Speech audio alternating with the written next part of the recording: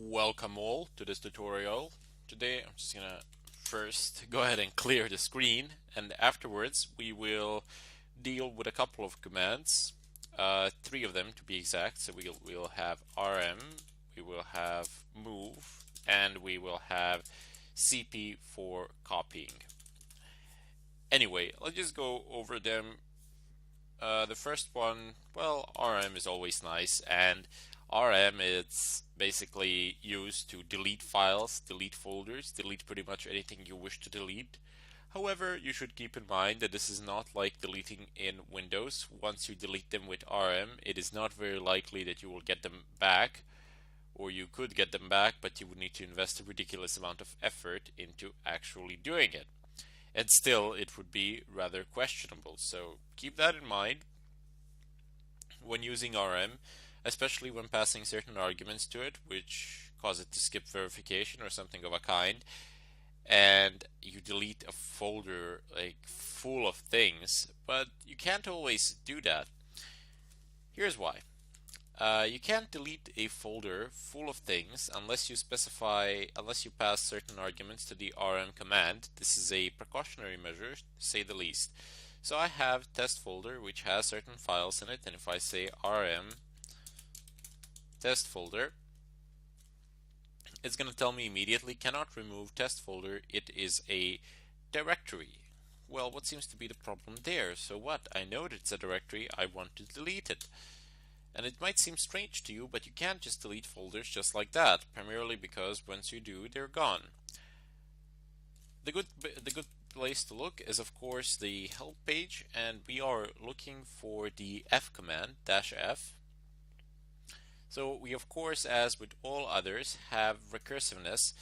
And if you want your commands to be recursive, to, I don't know, if they perform a certain operation on a directory or in a file or something of a kind, recursive generally means, as I've stated before, that they do it on their subfolders, and then they do it then they do it to the files within those subfolders, whatever it is that the command does. So dash lowercase r or dash uppercase r or dash recursive. I purely doubt that anybody actually uses this dash recursive. Usually it's dash capital R dash lowercase r.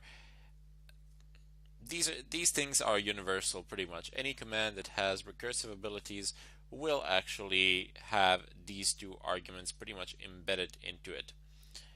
Anyway, if we move upwards, and there we go, we have fours here.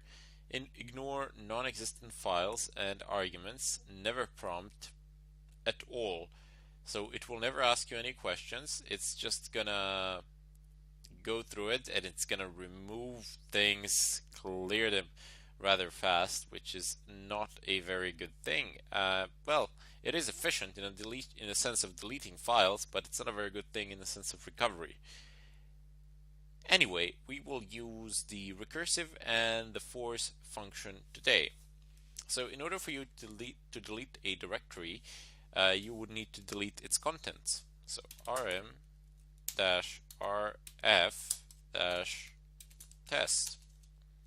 Voila, there you go. It is gone. LL.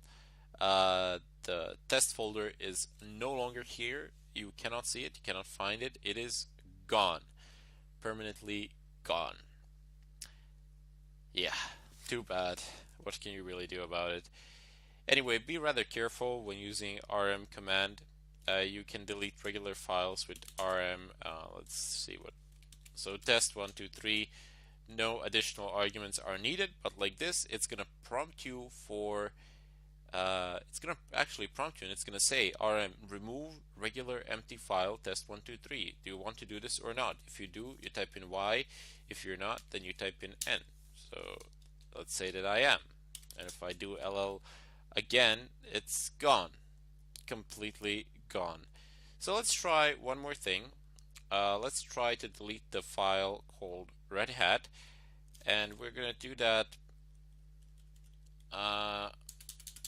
by telling rm not to ask us any questions. So Red Hat, and if I say -f, press enter, you see, this is just gonna remove the folder.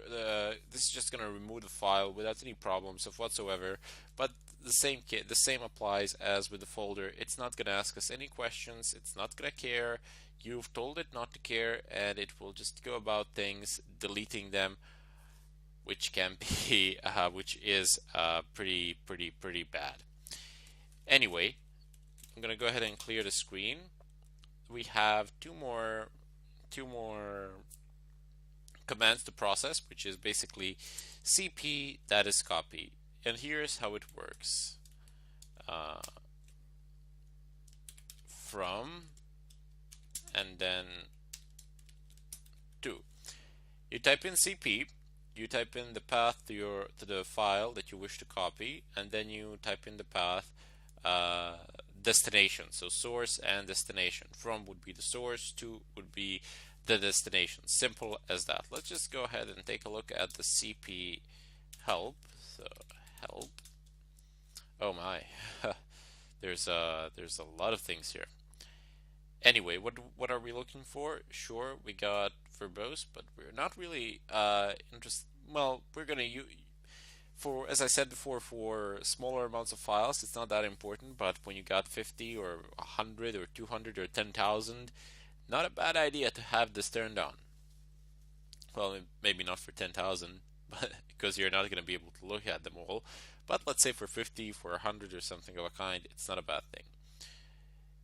Anyway, what are we looking for here? And there we go. You see this recurring subject, this recurring theme with recursiveness. It's -r.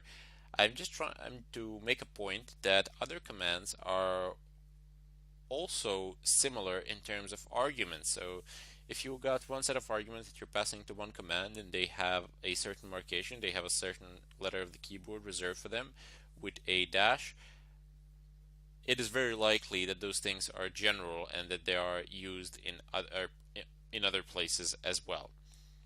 So let's just continue looking through here. Again, you have the force command. You see, it's pretty much this. It's the same. There is the same description as well. You can read through it. Forgive me if I'm mistaken here, but I am 99.99% sure that this is exactly the same description as well. Feel free to look at it. I'm sure you won't get disappointed there.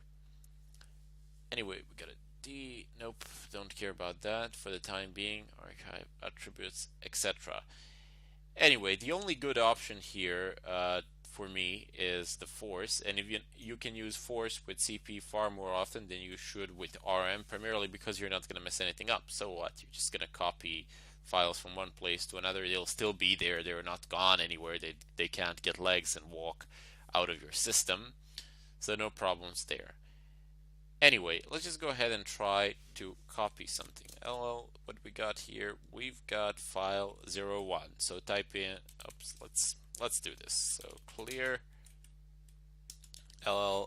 cp file 01. Also, what is very much applicable is -home. I'm just specifying, I'm just giving an example of a path. This can be typed in so many different ways for home, but no, okay. Random guy, file 01. I would like you to copy this to the downloads folder. So go to downloads.